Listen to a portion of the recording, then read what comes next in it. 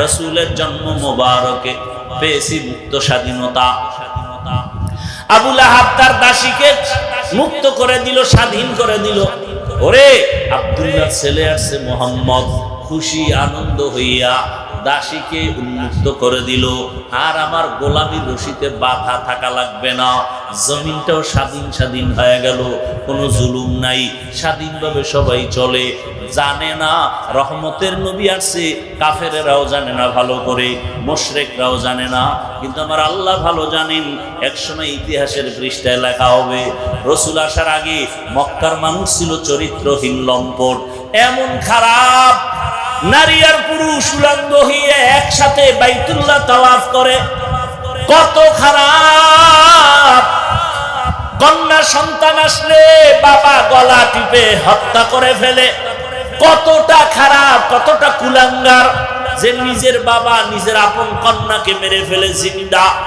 কন্যা পছন্দ করে না, কন্যা সমাজের বোঝা, নারীদের পছন্দ করে না, নারী সমাজের বোঝা, বিধবাদের পছন্দ করে না, বিধবা সমাজের বোঝা।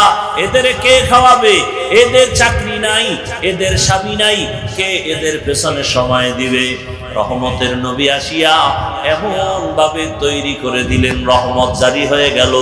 রহমতের নবী আসছেন, জমিনের মধ্যে কোনো জুলুম নাই, আক্রমণ নাই। আরে কন্যা হলেই তো মেরে ফেলবে, রহমতের নবী যেহেতু এসেই গেলেন, এখন যদি কোথাও কারো পেটে মায়ের বাচ্চা কন্যা হয়, বাবায় যদি মেরে ফেলে, এক সময় কলঙ্কের দাগটা মদিনার রাসূলের ইতিহাসের পাতায় উঠিয়া যাবে। না, রাসূল আসবে আর কন্যা হত্যা হবে, এই জুলুম সহ্য করা যায় না। আমার আল্লাহ কয় কুদরত ঘুরায় দিলাম। রহমতের নবী আমিনার গর্ভ থেকে মক্কায় যখন আসছে, ওই সময় দুনিয়াতে ওই আরবে যত মায়ের পেটে বাচ্চা ছিল, যদিও কোনো কন্যা থেকেও থাকে, সব সন্তান আল্লাহ ছেলে বানায় দিছেন। একটা সন্তানও কন্যা নাই, সব ছেলে হয়ে গেল।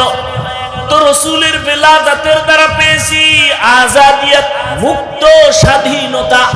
1000 বছর আগুন জ্বলছে, আগুন পারস্যে, আগুন 1000 বছর লাগাতার জ্বলতেছিল।